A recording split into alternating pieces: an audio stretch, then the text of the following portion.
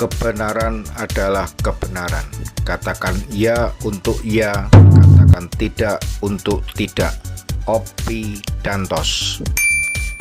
Sobat-sobatku semuanya, pada tahun depan kita akan masuk di dalam sebuah pemilihan presiden yang akan menentukan masa depan bangsa kita maju untuk tahap berikutnya.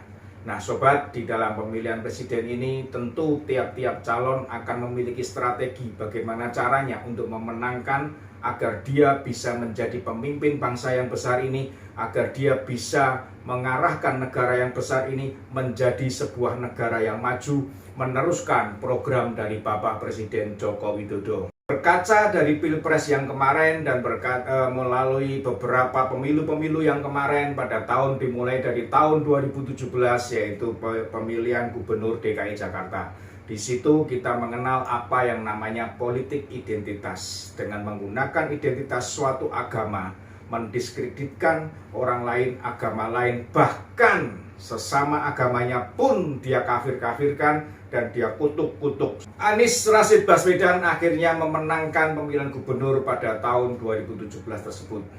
Dan dengan wawancara sebuah televisi di Australia, dia tidak menyesali, bahkan dia mengatakan itu adalah sah-sah saja jika di dalam sebuah elektoral terjadi pertentangan, terjadi permusuhan, baik itu di antara gender ataupun di antara kepercayaan masing-masing pendukung yang mendukung masing-masing calon. Kita semua tahu akibat dari pemilihan gubernur itu akhirnya sendi toleransi, persatuan dan kesatuan di antara anak bangsa hancur lebur berantakan. Negara kita seolah-olah seperti sebuah negara barbar yang mengesahkan bahwa untuk mengkafirkan orang, mendiskreditkan orang yang tidak memilih sesuai dengan pilihan mereka, maka orang tersebut akan masuk neraka. Inilah yang disebut sebuah politik identitas menggunakan suatu identitas suatu agama. Apapun agama Anda, semua bisa dibawa ke arah sini. Apapun kepercayaan Anda, itu bisa digunakan sebagai identitas untuk memenangkan salah seorang calon. Akibat dari pemilu 2017 pemilihan gubernur DKI Jakarta, akhirnya Anies Baswedan mendapat sebuah julukan baru, predikat baru, yaitu Bapak Politik Identitas. Karena memang dia menikmati dan menggunakan jalur ini untuk memenangkannya, sehingga masyarakat beramai-ramai memberikan julukan kepada dia bahwa Bapak Politik Identitas adalah Anies Rashid Baswedan. Sobat-sobatku semuanya, sebentar lagi yang bersangkutan akan ikut di dalam pemilihan presiden pada tahun 2024. Bahkan beliau sudah mencapreskan dirinya, baik diri sendiri maupun dia dicapreskan oleh beberapa koalisi partai yang menyebut mereka adalah koalisi perubahan. Entah, tidak tahu apa yang akan dirubah. Yang jelas dan yang pasti bahwa Anies Rashid Baswedan mengatakan bahwa pemilu bukan berarti meneruskan 5 atau 10 tahun yang lalu. Beliau mempunyai pikiran bahwa pemilu bukan berarti meneruskan pembangunan yang sudah ada atau meneruskan program yang sudah ada 5 atau 10 tahun yang lalu, tetapi akan berubah sesuai dengan perubahan-perubahan yang dia miliki dan dia pikirkan dan dia akan terapkan untuk bangsa dan negara kita. Koalisi perubahan terdiri dari Partai Demokrat, Partai Nasdem, dan Partai Keadilan Sejahtera atau PKS. Ditambah lagi dengan partai yang belum memiliki anggota DPR RI, yaitu Partai Umat, yang dimana Partai Umat sudah mendeklarasikan bahwa dia adalah partai yang akan mengusung politik identitas. Semakin sah dan semakin tegas julukan untuk Bapak Anies Baswedan sebagai politik identitas, karena di dalam koalisi itu sudah sama-sama mengesahkan bahwa menggunakan politik identitas. Rupanya penggaungan politik identitas sudah dimulai dari sekarang, walaupun pemilu masih tahun depan. Tetapi sobat, di antara sekian banyak manusia pendukung Anies Baswedan, ada satu yang mulai menggaungkan politik identitas yang kemarin videonya beredar di media sosial. Jadi saudara-saudara sekalian yang tidak membantu Anies akan terkutuk dan masuk neraka jahanam. Anies Baswedan is the best. Orang tersebut mengaku dirinya ulama dan orang tersebut mengaku bahwa dia adalah orang yang berasal dari negara Saudi Arabia. Beliau mengatakan bahwa jika tidak memilih Anies Baswedan di dalam presiden nanti, maka orang itu akan masuk ke dalam neraka. Sobat-sobatku semuanya, beliau mengatakan bahwa harus memilih presiden, harus memilih Anies sebagai presiden, harus memenangkan Anies sebagai presiden. Jika tidak, maka orang tersebut akan masuk neraka dan Anies is the best, katanya begitu.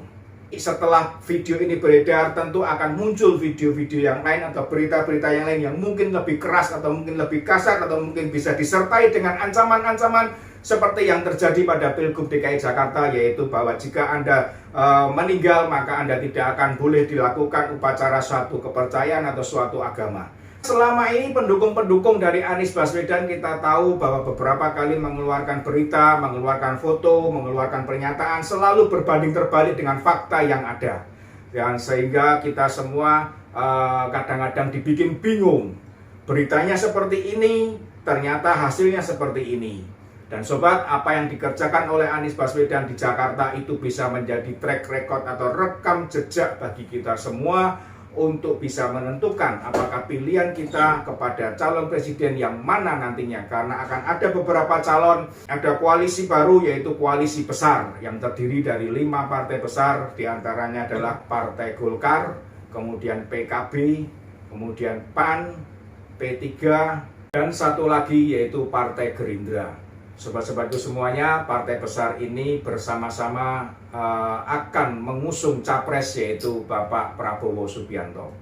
Sobat, terhadap apa yang disampaikan oleh ulama tersebut, apakah benar bahwa apa yang dia sampaikan jika kita tidak memilih Anies Baswedan maka kita akan masuk neraka? Sobat-sobatku semuanya, hal itu perlu dibuktikan dan perlu diuji terlebih dahulu. Kita tidak bisa percaya serta-merta akan apa yang telah mereka katakan, pendukungnya katakan, dan kita tidak bisa percaya 100% akan apa yang mereka lontarkan. Karena selama ini para pendukung Anies Baswedan selalu membicarakan berita yang terbalik dengan fakta yang ada.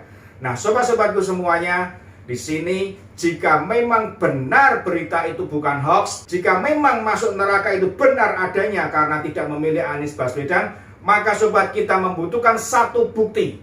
Bukti yaitu pada saat Pilgub kemarin mereka yang tidak memilih Anies Baswedan dan setelah meninggal maka dia masuk ke neraka. Bukti yang kedua kita butuhkan yaitu jika ternyata mereka yang mendukung Anies Baswedan yang sekarang sudah meninggal, yang kita ketahui ada beberapa orang yang gencar sekali mendukung Anies Baswedan, bahkan menggemakan bagaimana Anies Baswedan menggunakan politik agama ini, maka mereka benar-benar masuk surga. Ini bukti yang kita butuhkan. Ada 2 bukti yang perlu kita cari untuk membuktikan bahwa apa yang ulama katakan itu bukan hoax, tapi adalah kebenaran adanya.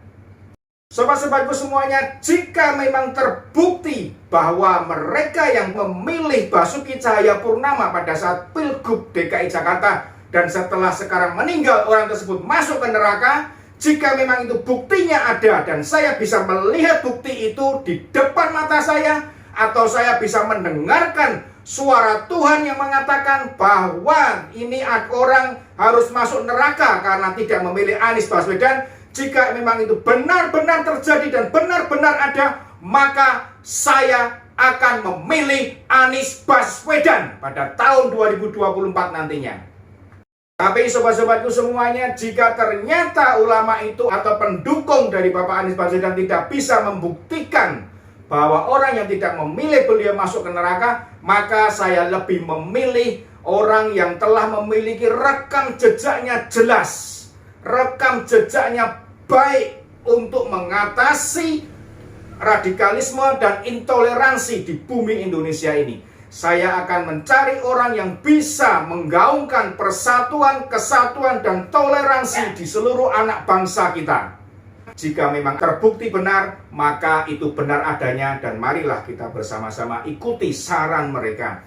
Tetapi jika ternyata tidak bisa dibuktikan, maka apa yang mereka katakan soal neraka dan surga itu adalah hoax belaka dan tidak perlu kita percaya. Sehingga pada saat nanti pemilihan presiden 2024, mari bersama-sama kita jaga kerukunan, kita jaga persatuan antar anak bangsa, kita jaga toleransi antar semua agama. Karena sejatinya Indonesia memang berbeda, tetapi Indonesia adalah satu. Pancasila kita pegang, Pancasila kita amalkan, Pancasila kita jalankan demi bangsa dan negara kita, Republik Indonesia, agar bisa maju, agar bisa menjalankan apa yang diamanatkan oleh Undang-Undang Dasar 1945, yaitu negara akan membuat sejahtera rakyat yang ada di bumi Indonesia ini. Salam Opi Dantos.